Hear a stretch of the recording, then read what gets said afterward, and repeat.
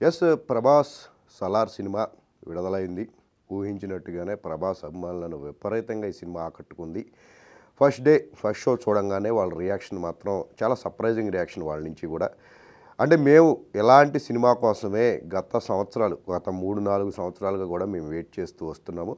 ప్రభాస్ కటౌట్‌కు తగ్గట్టు ఆయన పాత్రను తీర్చిదిద్దిన విధానం అనేది, ప్రభాస్‌తో చేయించిన యాక్షన్ అనేది మమ్మల్ని ఎంతగానో ఆకట్టుకుంది. ఏంటంటే ఈ సినిమా విషయంలో వస్తున్న రకరకాల అభిప్రాయాలన్నిటిని పక్కన పెడితే, వచ్చి సినిమా చూడండి, ప్రభాస్ యాక్షన్‌ని ఎంజాయ్ చేయండి అనే విషయాన్ని వాళ్ళు ఎక్కువగా ప్రమోట్ చేస్తూ ఉన్నారు. అనుకున్నట్టుగానే ఈ సినిమాకి ఒక గ్రాండ్ ఓపెనింగ్, అంటే ఒక ఎక్స్‌పెక్టేషన్ అనేది విపరీతంగా పెరిగిపోయింది. 2-3 రోజుల ముందు నుంచి కూడా ఎప్పుడైతే రిలీజ్ ట్రైలర్ వచ్చిందో, ఖచ్చితంగా ఈ సినిమాతో తాము ఆశించిన విజయాన్ని కొట్టబోతున్నాము, ఒక గ్రాండ్ రికార్డ్‌ని అయితే మనం క్రియేట్ చేయబోతున్నాం అని చెప్పేసి మెంటల్‌గా ఫిక్స్ అయిపోయారు. దానికి తగ్గట్టుగానే వాళ్ళు ఆశించిన అంశాలు, యాక్షన్ అంశాలు కానీ, ఆ వైలెన్స్ ఏదైతే ఉందో ఫస్ట్ నుంచి ఇది ఒక వైలెంట్ ఫిల్మ్ అని చెప్తూ వచ్చారు కాబట్టి, వాటన్నిటిని కూడా వాళ్ళు ఊహించినట్టుగానే ఆ విషయాల్లో వాళ్ళ అంచనాలన్నీ అందుకోవటం, అల్టిమేట్‌గా ఒక సెకండ్ పార్ట్‌కి ఒక మంచి ఓపెనింగు, సెకండ్ పార్ట్‌కి మంచి బిగినింగు అన్నట్టుగా దీన్ని ఎండ్ చేయటం అనేది మొత్తానికి చాలా బాగుంది. ఈ విధానం అంతా కూడా చాలా ఆకట్టుకుంది. ఇక తొలి రోజు సలార్ వసూళ్ళు అనేవి ఊహించినట్టుగానే ఒక భారీ వసూళ్లను చూడబోతుంది. ఫస్ట్ డే వరల్డ్ వైడ్ ఈ సినిమా ఒక కొత్త రికార్డుని క్రియేట్ చేయబోతుంది. 2023లో ఇప్పటివరకు లియో సినిమాకి 148 కోట్ల ఓపెనింగ్ రికార్డ్ అనేది ఉంటే, ఇప్పుడు దాన్ని సలార్ సినిమా బీట్అవుట్ చేయబోతుంది. 150 కోట్లకు పైగా రానుంది అని చెప్పేసి అన్నారు. అఫీషియల్గా ఎంత ప్రకటిస్తారనేది పక్కన పెడితే, ఎక్స్పెక్టెడ్గా మాత్రం చూసుకుంటే మనం 175 కోట్ల ఓపెనింగ్ అనేది, ఒక గ్రాస్ అనేది సలార్ సినిమా చూడబోతుంది అని చెప్పేసి ఇప్పుడు ఎక్కువగా ప్రచారం, నిన్నటి నుంచి కూడా ప్రచారం ఎక్కువ జరుగుతుంది. అయితే కొంత ఇంకా బాగా బెటర్గా రావాల్సిన అవసరం ఉంది, కానీ కొంచెం లేట్ బుకింగ్, పీవీఆర్తో ఇష్యూ ఉండటం, దీనివల్ల ఏంటంటే ఆ ఎఫెక్ట్ అంతా కూడా ఈ లేట్ బుకింగ్ అనేది జరగటం. బుకింగ్ అనేది కూడా మన దగ్గర ఎక్కువగా 2-3 రోజుల ముందే ఓపెన్ చేస్తూ ఉంటారు. నార్త్లో ఏంటంటే ముందే ఓపెన్ చేసేసి అంతా సిద్ధంగా ఉంచుకుంటూ ఉంటారు.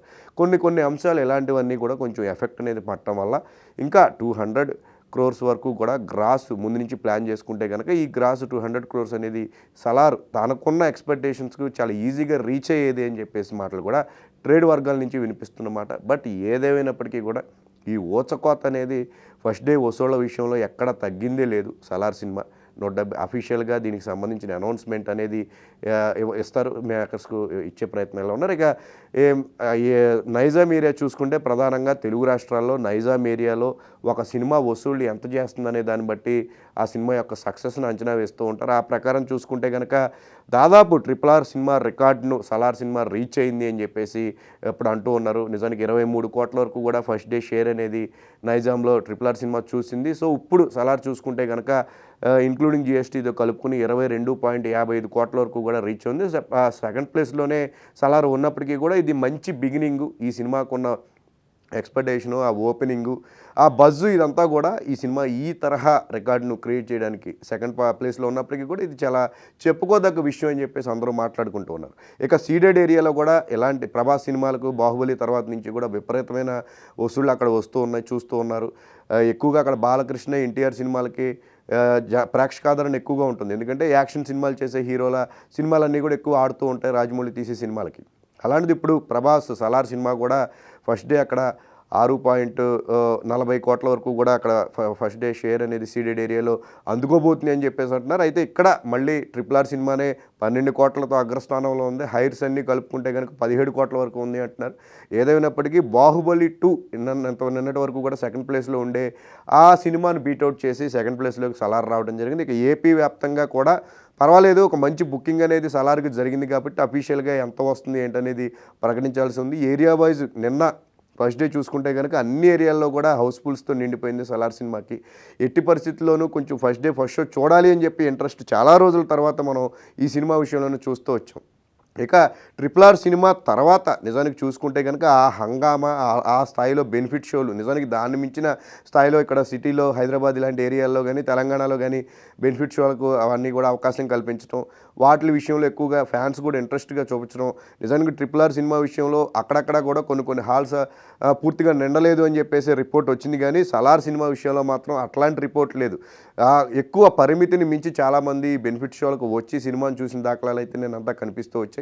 ఆ ప్రకారంగానే చూసుకుంటే కనుక ఇక్కడ నైజాం ఏరియాలో మైత్రి మూవీ మేకర్స్ ఈ సినిమాను విడుదల చేసే విషయంలో ముందు నుంచి మంచి ప్లానింగ్తో ఉండటం, ముందు నుంచి వాళ్ళు కూడా ఈ షోలను ఎక్కడికక్కడ అమ్మేయటం, వాళ్ళు కూడా మంచి క్యాష్ చేసుకున్నారని చెప్పే రిపోర్ట్ కూడా వచ్చింది. బెనిఫిట్ షోల వల్ల వాళ్ళ బిజినెస్ కూడా బాగా వర్కౌట్ అయింది మైత్రి మూవీ మేకర్స్కి అని చెప్పేసి రిపోర్ట్ కూడా ఇండస్ట్రీ వర్గాల్లో వినిపిస్తూ ఉంది. ఇలా ఓవరాల్గా కంటెంట్ విషయంలో రకరకాల అభిప్రాయాలు ఉన్నప్పటికీ కూడా వసూళ్ల పరంగా మాత్రం ఫస్ట్ డే సలార్ ప్రభాస్ ఊచకోత అనేది పూర్తి స్థాయి ఒక డామినేషన్ అనేది మనం బాక్స్ ఆఫీస్ వద్ద చూడొచ్చు. ఇక రెండో రోజు కూడా మంచి కలెక్షన్స్, ఎందుకంటే ఈ లాంగ్ వీకెండ్ మనకి శుక్ర శని ఆది ఈ 3 రోజులతో పాటు సోమవారం క్రిస్మస్ ఫెస్టివల్ కూడా ఉండటంతో ఆ రోజు కూడా మంచి వీకెండ్ లాగానే వీక్ డేస్లో ఆ ఫెస్టివల్ సీజన్లో కూడా మంచి వసూళ్ళని ఈ సినిమా చూడబోతుంది. ఈ 4 రోజులు ఎలాంటి డోకా లేకుండా సలార్కు మంచి ప్రేక్షకాదరణ దక్కే అవకాశం ఉంది. ఇక అంటే పూర్తి స్థాయిలో కంటెంట్ ప్రకారంగా మనం మాట్లాడుకుంటే కనుక ప్రభాస్ అభిమానుల వరకు కూడా రిపీటెడ్గా తాము ఈ సినిమాను 2-3 సార్లు చూస్తామన్నప్పటికీ కూడా ఎవరైతే జనరల్ ఆడియన్స్ ఉంటారో వాళ్ళు ఈ సినిమా చూడటానికి కాస్త ఇబ్బందికరమైన పరిణామం అని చెప్పుకోవచ్చు. ఎందుకంటే ఎక్కువ డ్రామా విషయంలో ప్రశాంత్ నీల్ ఈ సినిమాని ఎక్కువగా రివీల్ చేయకుండా, ఎందుకంటే రెండో పార్ట్ కూడా ఉంది కాబట్టి కథ చాలా విస్తృతమైన కథ అయినప్పటికీ కూడా ఫస్ట్ పార్ట్లో ఎక్కడా కూడా ఆ కథని మీద ఫోకస్ చేయకుండా పూర్తిగా పాత్రలు,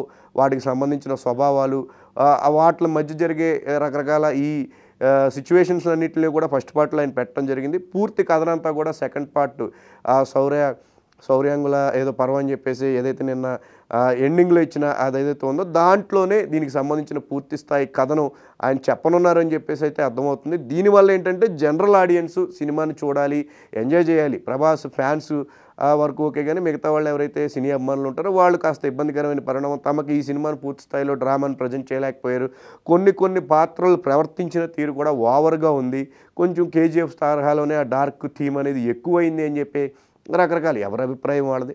బట్ అందరి అభిప్రాయాలను మనం ఒకసారి తీసుకుంటే కనుక కొంచెం మిక్స్డ్ టాక్ అనేది కంటెంట్ విషయంలో ఉన్నప్పటికీ కలెక్షన్ల పరంగా కూడా ఎఫెక్ట్ అనేది ఎక్కడ చూపలేదు. రెండో రోజు మూడో రోజు కూడా మంచి అడ్వాన్స్ బుకింగుల రూపంలో సలార్కు ఫుల్ ఫ్లెడ్జ్డ్గా నైజాం ఏరియాలో కానీ మెయిన్ సిటీస్లో మొత్తం బుకింగ్స్ అన్నీ కూడా కంప్లీట్ అయిపోయి ఈ 4 రోజుల తరువాత ఈ కంటెంట్ మీద వచ్చిన మిశ్రమ స్పందన ఎఫెక్ట్ అనేది ఏమన్నా వీక్ డేస్లో పడే అవకాశం మేబీ ఉండొచ్చు. కానీ బట్ ఓవరాల్గా మాత్రం 1000 కోట్లు ఈ సినిమా ఈజీగా వసూలు చేస్తుంది అని చెప్పేసి చాలామంది నిన్నటి వరకు మాట్లాడారు. కానీ బట్ కంటెంట్ వైజ్ వచ్చిన ఈ మిశ్రమ స్పందన అనేది దీనివల్ల ఎంతవరకు ఆ 1000 కోట్ల రీచ్ అనేది ఉంటుందా లేదా అనేది మాత్రం ఫర్దర్గా మనం ఈ సినిమా యొక్క బాక్స్ ఆఫీస్ పెర్ఫార్మెన్స్ని బట్టి మనకి ఇప్పుడే చెప్పలేం, కానీ తర్వాత రోజుల్లో మనం దీని మీద ఒక క్లారిటీ వచ్చే అవకాశం ఉంది. ఎందుకంటే యానిమల్ సినిమా విషయంలో కూడా ఓవరాల్గా మిక్స్డ్ టు పాజిటివ్ రెస్పాన్స్ వచ్చింది. బట్ చాలామంది కంటెంట్ విషయంలోనే కాస్త మిశ్రమ స్పందన అక్కడ కూడా లభించింది. కాబట్టి ఆ సినిమా ఎంత బెటర్ పర్ఫార్మెన్స్ చూసినా 900 కోట్ల వరకు కూడా మాత్రమే రీచ్ అయింది, 1000 కోట్లను రీచ్ అవ్వలేకపోయింది.